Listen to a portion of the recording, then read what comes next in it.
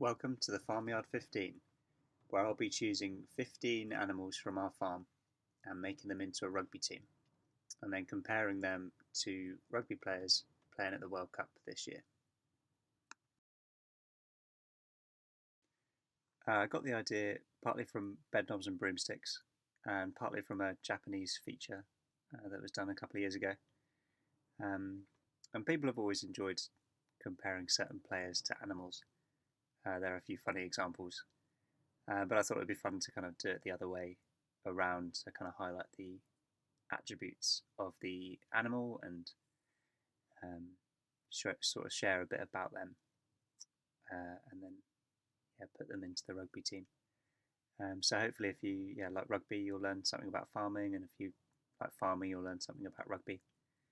I thought it might be a bit of fun to do like a guess who thing. If you have some rugby knowledge, you can kind of see the attributes that I'm picking out, and then try and guess who the player is going to be that I'm going to match to the animal. And if you want to let me know in the comments below how many you guess. Quick disclaimer: some of these animals' names can be used to insult people.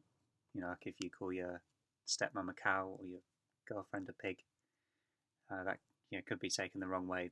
But, cows are really intelligent, and pigs are actually very clean. So in all of these comparisons, I mean the utmost respect to the players and the animals. Starting off in the front row, these are often the biggest, beefiest boys, so I've chosen 3 of our finest cows.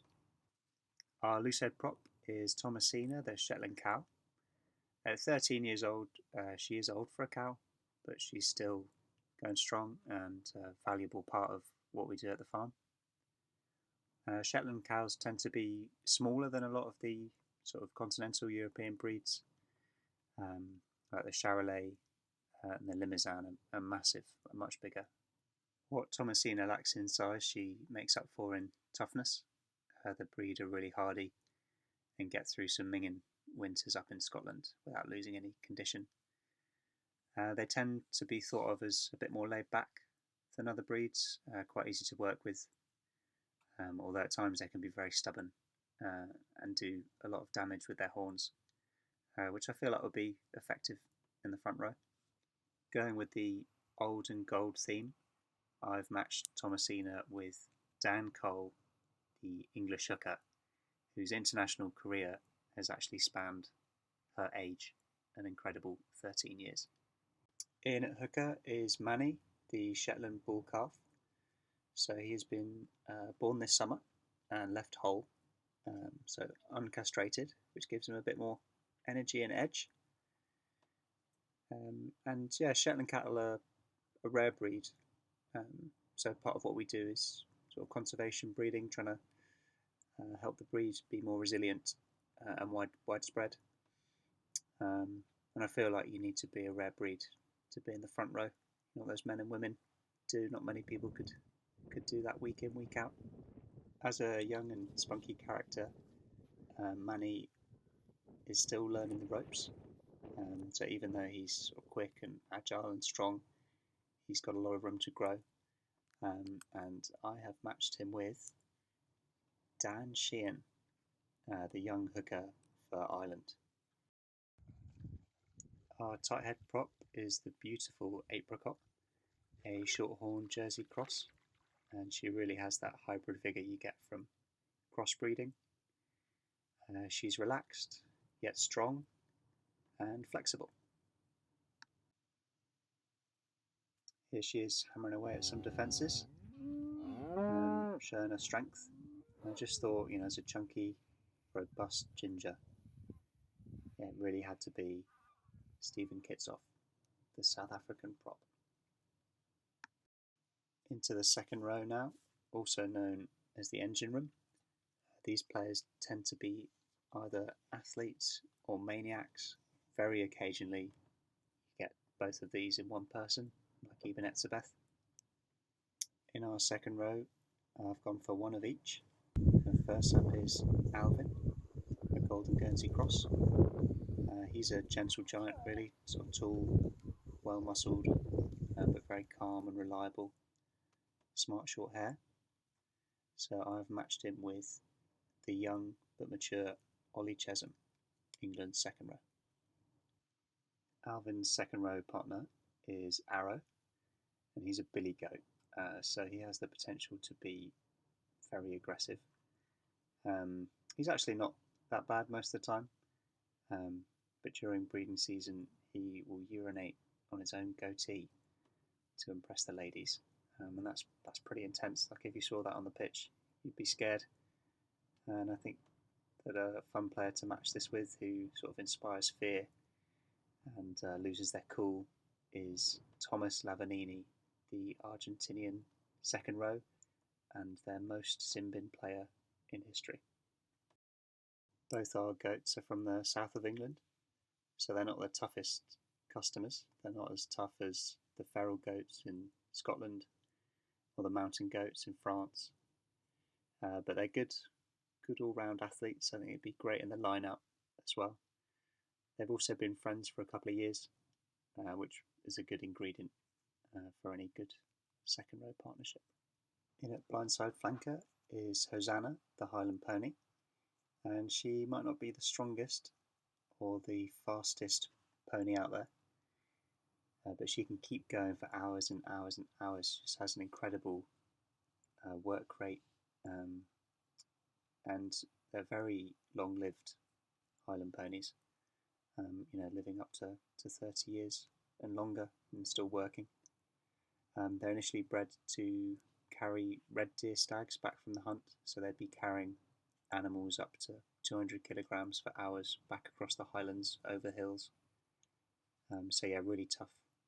So the sort of longevity, work rate led me to match Hosanna with Michael Leach, the Japanese flanker. In an open side flanker is Pancakes, our North Ronaldsay ram, and he's really tough and resilient. As a lamb, he actually headbutted away a fully grown Alsatian, which was cool to see. He would get quite a lot of red cards probably in rugby because he just loves to headbutt things. It's kind of how he works, what he does. But he's really fit as well. Like in the breeding season, he'll just be sort of like running and fighting like all day for weeks and weeks. And he's also really clever. Like I've seen him use the crook of his horns to pull up a ground anchor that he was tethered to, sort of like how you'd use the reverse of a hammer to pull a nail out, which was just amazing. And so I've matched him with a man, presumably, who loves sheep and is beloved by sheep from that nation, and that is Jack Morgan, who is having an amazing World Cup, like a really inspiring kind of young Sam Warburton. Our number 8 is Andy the Shetland Bull, and his job is to protect and serve the herd, look after the ladies, keep them sort of as a group and cohesive. When they're in heat, he'll walk around sort of following them for hours, which keeps him really, really fit.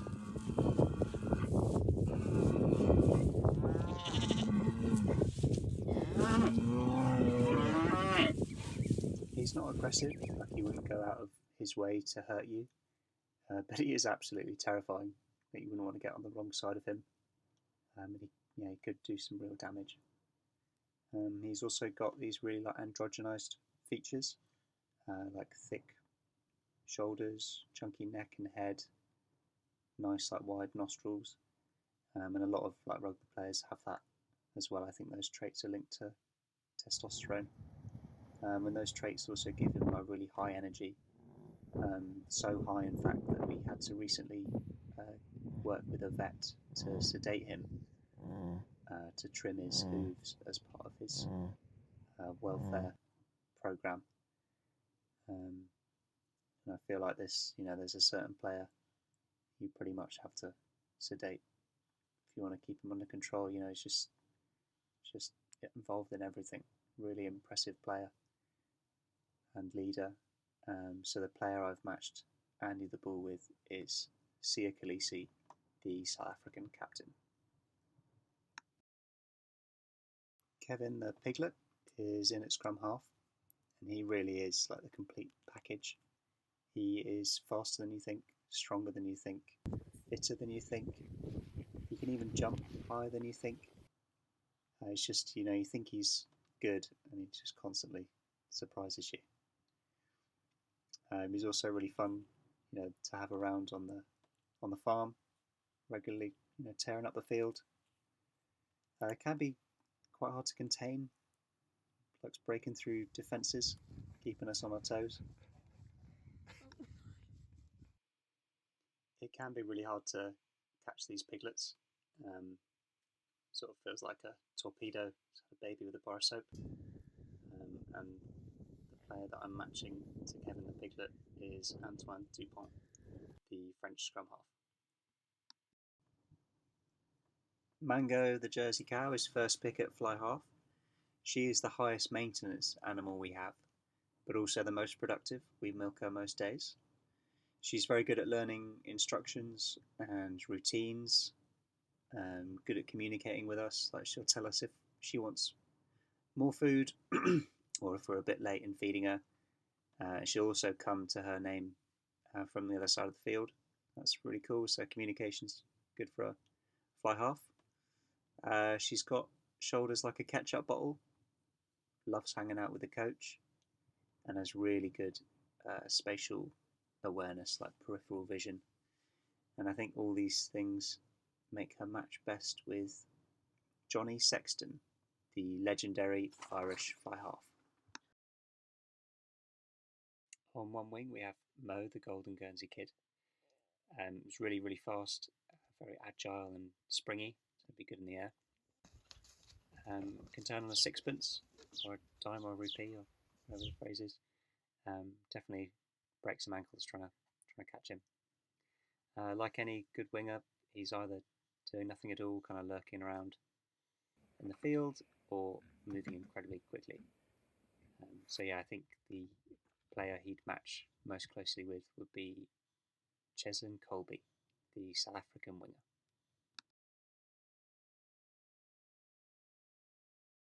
Inside centre we have Terry the Boar, and he is a large black, which is the name of the breed, which is quite unimaginative. But he's sort of the biggest pig out there, a lot bigger than the large Welsh and the Gloucestershire Old Spot, which are large pigs as well.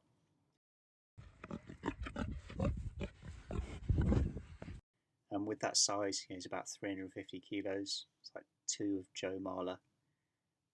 So he has just unhuman strength, really powerful. He's got a real swagger, definitely got big pig energy. You could see him doing some real damage in the middle of the pitch, just breaking tackles left, right, and centre. And this, like, just sheer power and strength means that I've matched him with Joshua Tuasova, Fiji's inside centre, who is an absolute beast. He's just got calves the size of, pumpkins. They're just amazing. At outside centre, we've got Coco, one of our U's. She's been picked for this because of her amazing positional awareness. So depending on where the wind is coming from and where the tide is, she'll be in a different position to get the most shelter in the dike or around the field, and often the rest of the flock will follow her there. So I think that's a good quality to have in the outside centre, kind of like commanding the movement of the group. And so as a Scottish mastermind, I would compare her to Chris Harris, the Scottish outside centre. On the other wing is Julian, a Scott Stumpy. And these are one of the smallest chicken breeds, a lot smaller than like the Jersey Giant and the Brahma from America. But despite their size and having like the shortest legs of any chicken, they're amazingly fast and agile, really tricky to catch. Tough little chickens. They're okay in the air, despite their size. And I think their match has to be Darcy Graham. Stanley, our male turkey, is a red Bourbon stag, and he He's going to be our specialist fullback. He's extremely territorial, to the point he'll prowl up and down our driveway, or pestering people trying to give us post or just walking past. And he makes a great gobble noise. Whenever he senses danger or wants to impress the ladies. I feel like this would be good for a fullback, chatting to his back three partners. Yeah, and pretty good in the air. So I think these things give him a pretty close match with Freddie Stewart, the English fullback. And I mean, if we farmed salmon, I would be choosing one of those, because when that guy leaps. So there we have our Farmyard 15. Not the biggest and strongest team, but we do have resilience in diversity, lots of different characters and animals working together. And a lot of the animals are low maintenance, really tough and hardy, and rare breeds. I think that would translate well to the pitch. But let me know what you think, if you think there would be any better farm animals to go on the field, or any better players suited to the animals than the ones I've chosen, then let me know. And yeah, hopefully you enjoy the World Cup this year.